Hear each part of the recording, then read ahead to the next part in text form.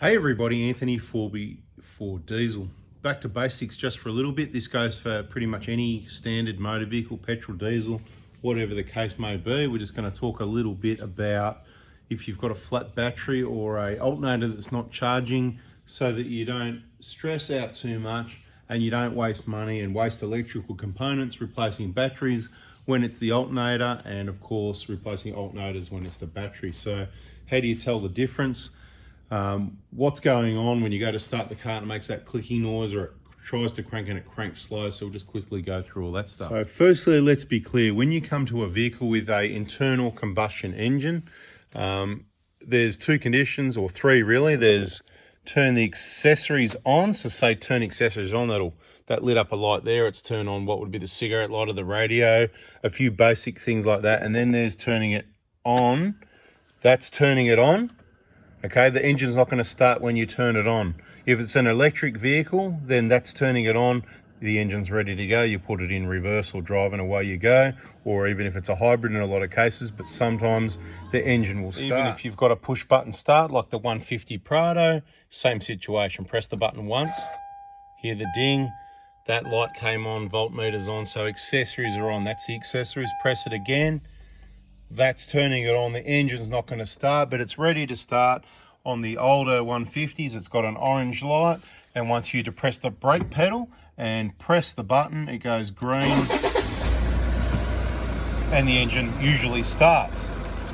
So the conditions are turning it on and then cranking. When you press the button or turn the key, that's cranking. So if you've got a situation where the engine cranks but won't start, that means you've got to cranking. If you say it won't turn on, as much as I can joke around because I'm saying, electric cars turn on and off. If you're saying the car won't turn on, if you're on, say, one of our Facebook groups and you say, went out and the car won't turn on, I'm sort of not sure what you're talking about, because do you mean it turns on but it won't crank to start, or it won't turn on? Because turning on is getting that power on in the first place. So a couple of things. If your battery's that dead, you might come out and press the button and nothing happens whatsoever because the battery's just absolutely so dead. Or if someone's worked on the car lately, maybe you've blown a fuse, everybody knows what I'm talking about, or it could be something else. But this is just really basic, and I want to go through, if the power won't turn on, you hit the thing on the dash, there's a few possibilities. That could be a bit more complicated. So one of the first things, a really basic tool you might want to have, is a multimeter. You can pick them up for $10, $20, $30, El Cheapo at all your auto stores, even an Aldi Special, whatever. I don't really care how cheap it is. Handy thing to have. Most people will probably have one. So if you come to the vehicle and you go to turn the power on and nothing happens at all whatsoever, one of the first things you can do is be suspect on your main battery. So come out to your battery, uncover the battery terminals, and just put your multimeter, the red one on the red side, that's positive, the negative on this side, and have a look what your battery voltage is. So I'll give you some information. A good battery voltage, if it's sitting there, it's reasonably charged, like a car that gets driven every day and hasn't got any abnormal accessory loads on it. This main cranking battery over here should be between 12.65 and 12.8 volts for a lead acid battery, and similar for AGMs and stuff like that as well. So anything under 12.65, it's not the greatest battery. If you've got some other accessory load, it's going to be lower than that. 12.8 is a really good battery. 12.65 to 12.8 is a good battery, but there's a fair bit in that range there. 12.65, once you go under that, doesn't mean it's a bad battery. It means it's not a good battery. But of course, 12.8 is better than 12.65, isn't it? 12.7 is okay. 12.9 is really good. 13 is awesome. But if you're going to hold 13, good luck. I'd like to see that. It's going to be a nice fresh Optima. They hold about 13.1 until you put a load on them. Anyway, put it across there. And if you see above 12 volts, your battery's not completely dead. You're not going to see above 12 volts. If you see 12, 12 and a half, 12, 2, 12, 3, anything in the 12 volt range, and you've got nothing on your dash, you've got another problem. You're going to have to watch another video. You're going to have to get some help from someone. But if you see 2 volts or 4 volts or 6 volts or 8 volts or something like that, the battery is completely dead. Now, what do? Rush down to Super Cheap Auto or Ripco or Besson's or Cool Drive or wherever you go, whatever auto store, Auto One, yes! Or maybe the supermarket, depends where you are. No, you don't do that, because this battery Could be flat because you've left an interior light on because the door wasn't shut properly. Those interior lights will drain a battery overnight, they will. So if you go and buy a battery for a couple $100, whatever the case may be, you could be wasting your time. And the other thing that could happen is perhaps your alternator, right? Your alternator that's on the engine, driven by the engine that charges the battery. So the battery is used to turn a small motor called the starter motor, that's the cranking, to start your internal combustion engine and get that going, right? Now, it uses a lot of gigawatts from this battery to turn that starter motor. So then when this engine's running, it needs to use the alternator, turn the alternator to recharge this battery, and it needs to run for at least quite a few minutes just to replace each crank start. Do you know what I mean? So if you just go, I don't drive my car much, but I just want to start it every day, you're going to use all this juice to start it. And if you only run it for 30 seconds and switch it off, you're going to be slowly depleting this battery. So understand things. That's why I say subscribe, turn the bell onto this channel, get yourself educated, save yourself stress, save yourself money, and just wouldn't life be so much easier with less stress and more money, right?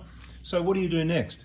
So what I've basically covered so far, I think, is if this battery voltage is rubbish, it could be, look, I had one the other day, it was 2 volts, but the battery's charged back, it's fine, there's nothing wrong with the battery. Why did it get that flat? Again, probably a tow truck driver or someone, or customer or a mechanic or someone that worked on the car, left the door open, the light on, or that power, remember the power turned on?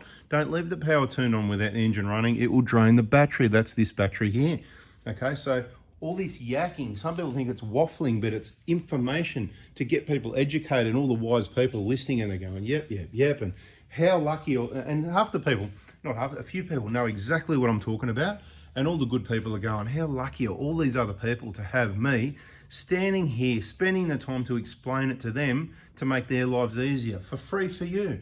So like I said, subscribe, turn the bell on so you don't miss out. Not for me. If I want to go and make money, it's not on YouTube. I've got other things to do. I can work, I've said it before, I can make a lot more money working on cars or selling parts. I can sell cars. I could be a real estate agent, right? This is what I know about, and I feel comfortable helping you. So what are you going to do then? Okay, so if you can establish why the battery's gone flat, that's good. Now, one thing you can always tell by having a look at the battery, let's say you didn't have the battery, go look, you know, how old is it? Does that look old? Does that look like an old crappy battery to you, or does it look in pretty good condition? Are the battery terminals clean? They got good clean connections, or are they corroded? This one's 2 years old. Underneath here, it's just a bit of that stuff they spray on there, and then it does trips and it gets dust, and that's the dust. And guess what? It hasn't been cleaned because guess what? It's always covered like that when it gets cleaned after a trip, right? So that's why that's a bit dirty, but it's not too bad because it's that, you know, that yellow spray you can see there to help stop prevention. But you know what? That being said, I'll probably give this a wash every couple of years. So let's say it's due for a wash. So next time you see it, it should be nice and clean. But check the voltage across there. If you see above 12 volts, what I'm trying to say is there's probably another issue. Could be to do with, who knows, it could be anything. Let's not go there in this video. But if you're seeing below 12 volts, this battery's dead. We've got to work out why. Is the interior light on? Was the door, hang on, before you open that door, was that door open? Yeah, you know, I was the light on. Anyway, so there's 2 things you can do. You can try charging the battery, refer to our video from yesterday. In my opinion, you don't need to disconnect the battery to charge it. It will probably charge better and cleaner if it is disconnected because you won't have any electrical loads on there whatsoever. Depends what charger you got and how much of a hurry you're in. I've been charging batteries in cars, my cars and whoever's car, still connected for decades and decades, never had a problem. Be very careful connecting a charger to a flat battery because it'll be putting out explosive gases, and a tiniest little spark could cause an explosion. So try and keep it a distance while you do your final connection. I connect the positive, make sure it's secure, and then I connect the negative. I've never had a problem, but I'm always ready to duck and run and, you know, head for the nearest shower, you know, because, you know, I'm not going to go into chemicals and that, but this is not full. Some sulfuric acid, if you add water, makes it worse, but I believe with the strength of this sulfuric acid, the best thing to do is probably to get into a shower. But if it was a stronger mix and you need to talk to the chemical experts on safety, you would be best to wipe it off, not add water. So you need to understand chemicals. It's a complicated thing. But like I said, let me know in the comments. Surely someone, Cole, if you're watching this, tell us about the chemicals. Battery acid at its dilution rate. Is everyone best to jump in the shower? That's what I was taught at trade school. But I know that if it's stronger, then wiping it off is what you want to do. Someone can put in the comments that knows more than Cole, or Cole can answer that one for us. Back to charging, because safety is important as well, right? Disclaimer, I'm not telling you to charge your battery or not, or whatever. I'm just giving you what I've got, and I'm telling you it's dangerous. So take it to a professional is probably the best thing to do if you don't know what you're doing. But if they're not available, or you are a DIY, every bit of information you can get will help you stay out of trouble and do the right thing. So I'd just connect up the charge and put on charge, happy days. I'd have a look at the voltage. This is what I did the other day, right? So 2 volts, put on charge, went out for dinner, came back 2 hours later, it was on 12.7. That's not a massive charge rate, but I went, that's probably enough to start the car. So I took the charger off, car started. So there you go, right? Now, a couple other tips. We've still got plenty to go yet. You don't want to run a flat battery all the time, because your alternator will be working hard. I'm not pointing at an alternator, it could be anywhere on an engine. Remember the thing the engine turns? You'll be overworking your alternator to keep recharging your battery. My point was, look at the battery. Is it in good condition? That will say it's probably not the battery. Check the fluid, check the electrolyte levels. You can see this, we can see it's right on the top line there. You can see through the clear case, right? Beautiful. You can top that up by removing those. Never add acid, always only add clean water, then mineralized water. And my tip is always do it evenly. Don't overfill it. You don't fill it to the top. That's in other videos. We've got a playlist, battery, solar, charging. 2 YouTube channels, 4x4 Diesel, 4x4 Adventures. Some of it could be in the 4x4 Adventures, because it's a bit of a touring setup, batteries kind of information thing as well. So I know it's a bit of a long one, but it's important stuff. So we've established what turning the power to accessories, turning the power on, what cranking is, what not cranking is. It might do a click, a really fast, rapid click, like that. That's your battery's dead. Stop trying. It's not going to work. You need to either jump start it. Why do you want to jump start it? Well, you want to jump start it so that you can get the engine running, not so that you can take off and go to work straight away, so you can get your multimeter, once again, put it across that battery, because you need to check the alternator charge rate. Alternator, remember the thing that this engine, once it's running, it turns to recharge the battery. This is complicated. There's another battery and other chargers and all that. That's in other videos. It's not going to be in this video. All I'm going to say is, because we've got the SBI, we've got the opportunity to jump start from that battery right there. If this battery fails, that's the same on all of our Touring Prados, and our Hilux wouldn't leave home without it. Wouldn't go more than 100 k's from home without a spare battery or a jump battery. You never know when a battery's going to let you down, as some people find out. Average life of a battery is 4 years. Doesn't mean it's not going to only last 3 for you. Depends how you look after it. Doesn't mean you're not going to get 5, 6, 7, 8. These batteries have been known to last 10 years. Quite often we see them at 7 or 8. They're not in very good condition then. Once again, depends how it's looked after. Best way to look after a battery is to keep it cool, not hot, not cold, clean battery terminals, and fully charged, okay? Anything off fully charged is sulfation. The lower it is, the more the battery sulfates. So in this one, you're not only learning how to know if your battery's flat, what's causing the engine to not crank. Could be a problem with a starter motor as well, but the video is going to get a bit long. But the point I'm trying to make is I want to give you as much information as I can, and I want to say, get the engine running, check your alternator charge rate before you replace this battery. Otherwise, it's going to cost you money that you don't need. That you don't need to spend, of course. Not that you don't need money you don't need. Hey, if there's money you don't need, send it my way. My pay ID is my phone number. Just say, thanks, Ant. Happy birthday for October, and Merry Christmas, and send me whatever you want if you've got money you don't need. Okay, so... But no, without wasting money, so you don't have to waste money on things you don't need. So what's the alternator charge rate? Okay, so when a battery's being charged by a vehicle automotive system alternator, you're going to see a voltage somewhere above 13 and up to about 14. Sometimes you're going to see over 14, they vary a bit. You might have a booster diode fitted, you might have variable, all sorts of things, but understand a battery is going to be between, like we said, 12.65 and 12.8 for a good one. If it's just been running and you switch it off, this is likely going to be close to 13. Pretty quickly, it's going to drop to 12.8, 12.9, that sort of range. So understand that's a normal battery voltage. So if you start the engine and you see 13.6 volts or 13.4, 13.2, 13.8, 13.8, anywhere in the 13 range, the alternator is probably charging, and it's probably not responsible for that battery going flat, because when an alternator shags out, generally it's not charging at all. It's going to be under 12 volts. So when you start the car, you're still going to see only battery voltage. That's why it's important to have a look at what it was before without cranking, and then crank it, start the car, jump start it, whatever you got to do, and have a look at it afterwards. If this was 11 volts and it's flat and you've jump started it, and I'm not telling you how to jump start a car in this video, That's in other videos. Maybe we'll even do it again. We'll do it even better, because that one was just having a bit of a sook about it, wasn't it? You know, because someone had to spoil my 15-minute video showing how awesome those connections were. So we had to go into more detail and have a bit of a whinge about it. But this one's just an independent video discussing failed batteries, the life of batteries, how to charge them. Maybe we'll get to in a minute, but we'll wrap this one up soon because I know you're all busy. Let us know in the comments. Do you want me to keep talking, or do you want me to wrap it up now? Because I reckon if you're still here at, what's it been, probably 10 minutes or so, you must want me to keep talking. So that's what I'm going to do. Plenty of information to share, but like I said, check the playlist because I've already shared it. And if you like this video, there's a good chance you're going to like some of those videos in the playlists. So find the subject you're interested in and get in there.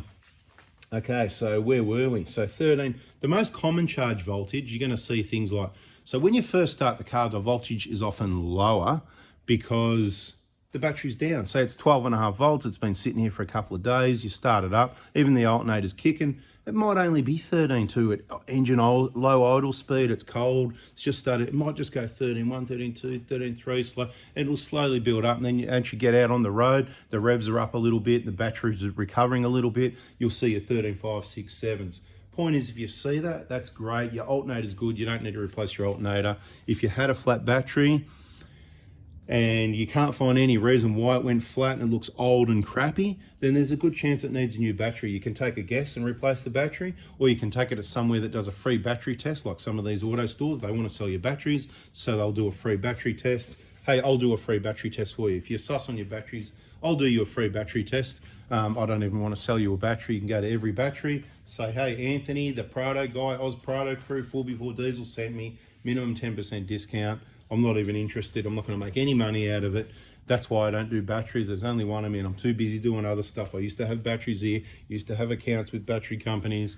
I'm just sending you where I get batteries so you can just get your discount. I've set it up for you. You can leave me alone. But hey, every battery will test your battery for you for free. There you go. As far as I know, they'll do it. Ask them, can I bring my car for a battery test? They'll say, absolutely, because they want to sell you a battery. That's where you're going to buy your battery. But you can do your homework. You don't have to trust them or me that it's the right price.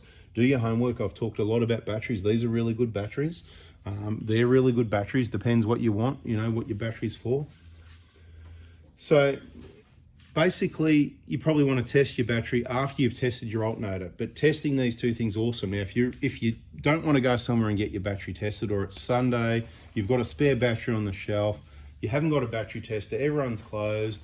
Well, now that you know that your battery was working okay the other day and your battery was flat today, and you've got a jump start and you've got your multimeter and you've tested your, you've tested your voltage and it's 14 volts. Awesome. The alternator is absolutely pumping. That's great. And the battery's right up there, and you've run it for 10 minutes. You've gone around the block and you come back, switch the engine off, right? Switch the engine off. Go and have a cuppa, go and have a beer, go and have a whatever you're into, go and have your lunch, go and have your dinner. Come back to the car. Put your multimeter on the battery. If it says 12.8, 12.7, 12.6, maybe your battery's okay. Wait till another day, get your battery tested. If your battery's down to 12.2, 12.3, 12.1 or 12, I'm just giving you some examples, common sense examples, common to me, not so common to you. I want to make it common to you so you can save money, keep your vehicle reliable, not waste money on alternators or batteries when you don't need it.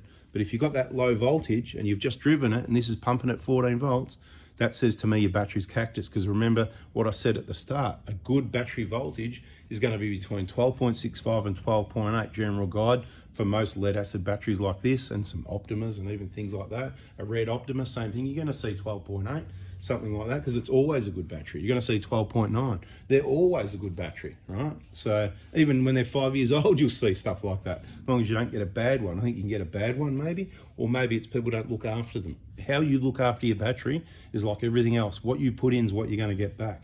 Okay, put some quality in there, put some value for money. These batteries are quite safe. They're not like some of the other, we're not going to go there, I know, right? So, so you see a low voltage? Well, go to start the car. Or starts up, but only just. You know you need a new battery. So you can use everything I've told you in this video. a little multimeter, a bit of common sense, a bit of thinking, a bit of referring to this video. So press saved video, like, and all that. Apparently when you like it, it saves it and all that. And if you like it, then you're going to get more of my videos coming up like this. In case you haven't got a YouTube account, it'll help Google to send you the right stuff.